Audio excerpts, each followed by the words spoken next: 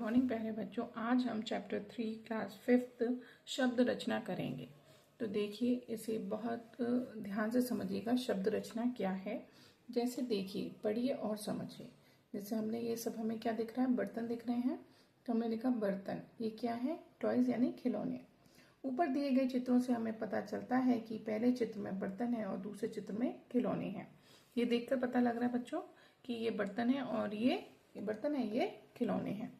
तो बर्तन और खिलौने शब्द का वर्ण विच्छेद कीजिए। जैसे हम वर्ण विच्छेद यानी इन्हें अलग अलग कर देंगे। तो ब प्लस आ, रा प्लस ता, आ न आ, यानी मैंने आपको पहले बताया था कि व्यंजनों में स्वर जुड़े होते हैं। तो ये देखो, स्वर निकल के आए हैं, तो ये क्या है, स्वर हैं। तो हम इन्हें अलग कर देंगे। हमने बताया था कि स्वर स्वतंत्र रूप से बोले जाते हैं और व्यंजन ने स्वर की सहायता से ही बोले जाते हैं। तो ये देख रहे हैं आप, इन्हें हमने अलग कर दिया। यदि इनके वर्णों को इधर उधर कर दें, तो जैसे अब मैंने मान लो वर्ण इधर कर दिए, ये बर्तन था, अब हमने कर दिए तन रब, तो ये कुछ समझ नहीं आ रहा। लोखी ने क्या वर्ड है, कुछ नहीं पता।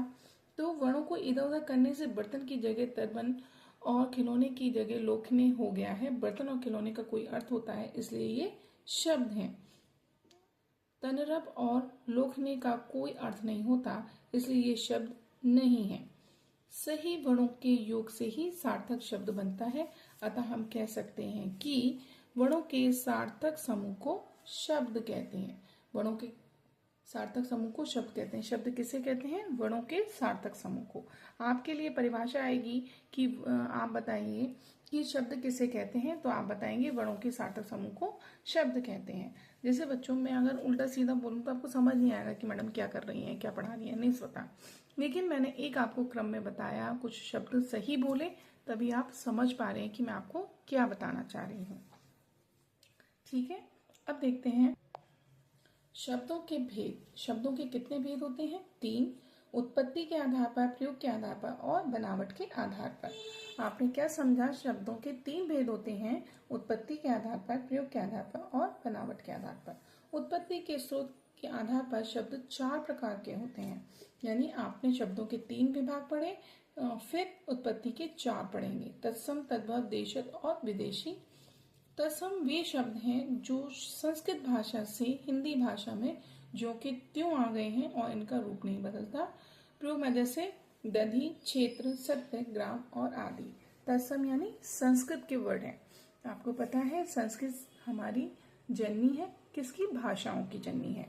संस्कृत से ही सारी भाषाएं आई हैं और संस्कृत को ही भाषाओं की जननी या माँ कहा जाता है। ठीक बच्चों, फिर है तद्भव। तद्भव वे शब्द हैं जो संस्कृत के ऐसे शब्द जो कुछ रूप बदलकर हिंदी में प्रयोग गए हैं। जैसे तद्भव शब्द को कहलाते हैं, जैसे दधी है तो उसको हिंदी में क्या कह दिया, दही। क्षेत्र को खेत, सत्य को सच और ग्राम को गांव। ये संस्कृत के वर्ड है और ये हिंदी के हैं। तत्सम तद्भव शब्द के कुछ अन्य उदाहरण हम देख लेते हैं। जैसे तत्सम रात्रि, रात, अग्नि, आग, दुग्ध, दूध, प्रथम, पहला। ठीक। हस्त, हाथ, सर्प, सांप, कार्य, काम, स्वर्ण, सोना, चंद्र, चांद, कण, कान, आम्र, आम, दंत, दांत। ठीक। जैसे हम हिंदी की कुछ भाषा, जैसे दांत बोलते हैं, दंत तो नहीं बोलते, कान बोलते हैं, ये हमारी आम बोलचाल के शब्द हैं। अब आते हैं देशज, यानी जो हमारे देश के हैं। देशज शब्द, देशज का अर्थ है देश में उत्पन्न। जो शब्द भारत के विभिन्न क्षेत्रों से आम बोलचाल की भाषा से लिए गए हैं, उन्हें देशज शब्द कहते हैं। जैसे पगड़ी, खिचड़ी, जूता आदि। ख है विदेशी। देखिए, हमारे भारत में कई विदेशी आए जिन्होंने हम पर शासन किया। वो अपनी लैंग्वेज में बोलते थे, तो कुछ शब्द उनकी भाषा के यहाँ रह गए जो कि हम पहले अपना चुके थे और उन्हीं को हम अपने आम बोलचाल में प्रयोग करने लगे, तो वो विदेशी वर्ड हो गए, यानी विदेशी शब्द हो गए। जो दूसरे शब्द दूसरे देशों की भाषाओं से हिंदी में आए हैं, वे विदेशी शब्द कहलाते हैं। जैसे स्कूल, स्कूल इंग्लिश वर्ड है, लेकिन हमने इसे हिंदी में लिख दिया और इसे अपना लिया। तो स्कूल, रुमाल, अलमारी, आउलपेन आदि। ठीक। अब आते हैं प्रयोग के आधार पर, यानी अब प्रयोग कैसे करेंगे, विकारी और अविकारी। विकारी जिसमें विकार उत्पन्न हो और अविकारी जिसमें विकार उत्पन्न ना हो। लेकिन किस तरह का विकार, तो देखिए समझाती हूँ मैं आपको।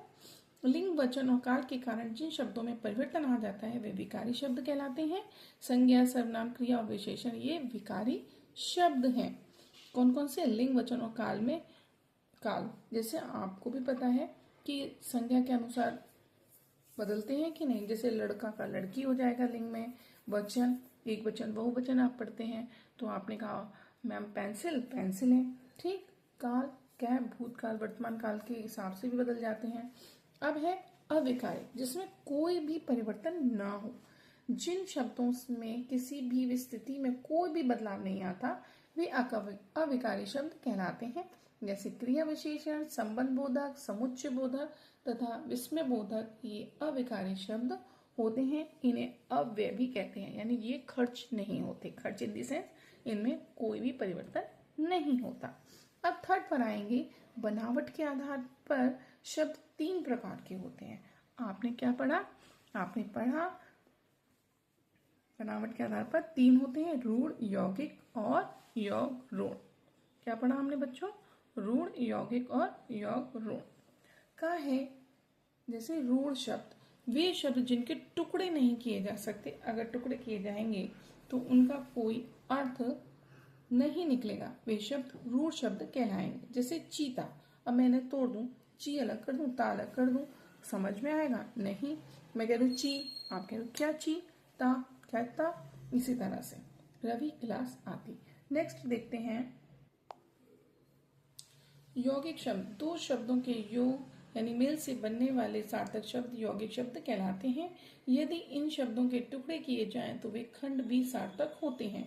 जैसे पुस्तकालय, पुस्तक प्लस आलय यानी पुस्तक माने घर, किताब, आलय माने घर, पुस्तक का घर। स्नान न घर, स्नान माने नहाना, गृह माने घर। अब बताइए जैसे स्नानाघर, योग ऋण क्या है?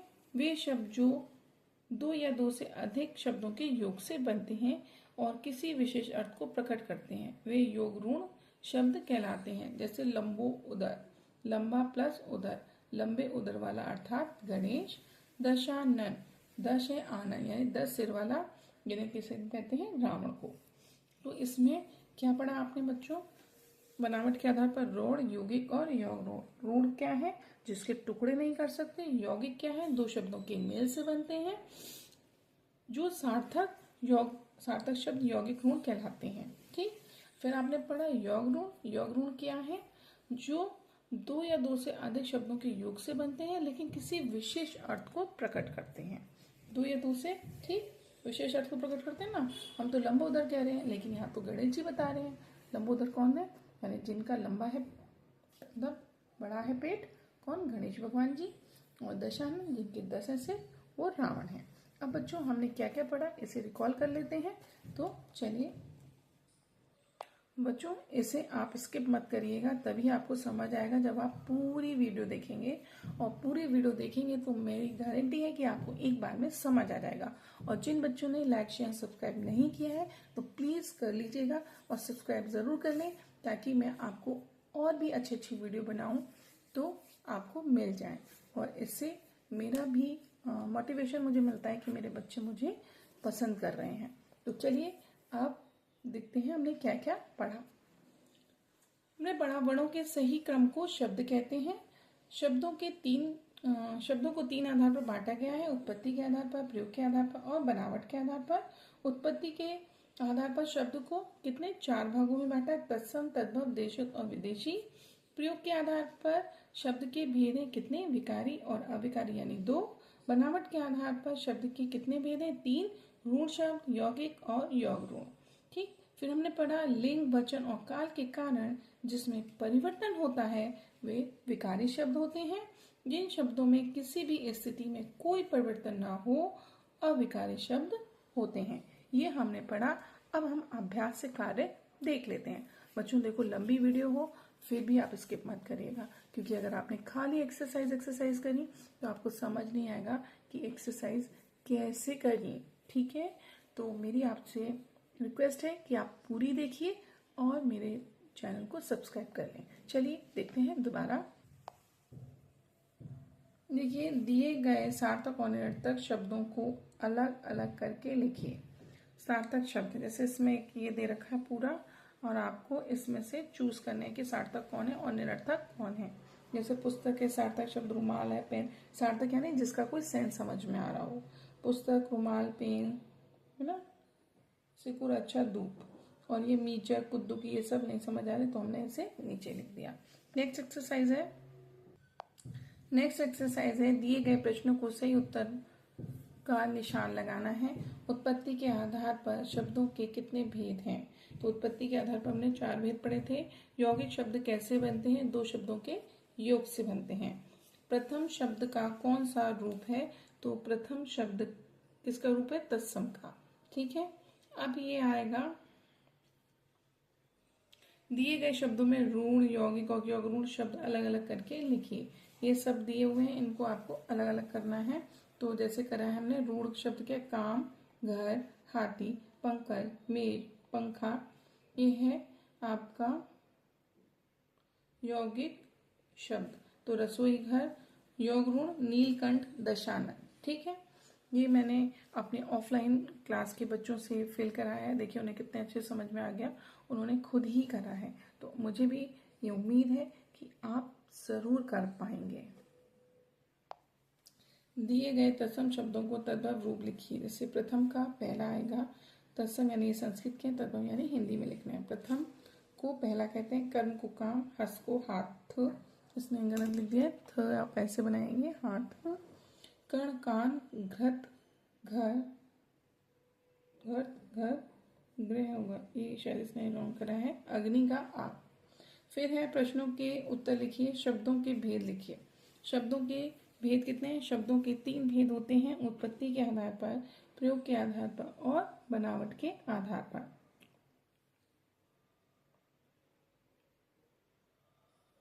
फिर है विकारी और अविकारी शब्द में क्या अंतर है? तो क्या अंतर है? लिंग, वचन और काल के कारण जिसमें परिवर्तन होता है वे विकारी शब्द होते हैं। विकारी और अविकारी शब्दों में क्या अंतर है? लिंग, वचन और काल के कारण जिसमें परिवर्तन होता है वे विकारी शब्द होते हैं। जिन शब्दों में किसी भी स्थिति में कोई परिवर्तन ना हो वो अविकारी शब्द होते हैं। थर्ड है बनावट के आधार पर शब्दों के प्रकार लिखिए। शब्दों के बनावट के आधार पर शब्दों के कितने प्रकार हैं बताएगा? बनावट के आधार पर शब्दों के 3 हैं, है ना? 3 हैं। मैंने कौन कौन से 3 प्रकार पढ़े थे? ऋण, यौगऋण और यौगिक। ठीक, देखिए बच्चों, ये एक्टिविटी है, ये आपको कर सकते हैं। आप अगर प्ले करना चाहें, बतख बनाने के लिए गीली चिकनी मिट्टी लीजिए, फिर इसको इस तरह से बनाइए और देखिए ये बन गई बतख तैयार। आपको वीडियो कैसा लगा आप ज़रूर बताइएगा। आप ज़रूर बताइएगा। जब तक के लिए bye bye and take care. खूब पढ़िए, मस्त रहिए।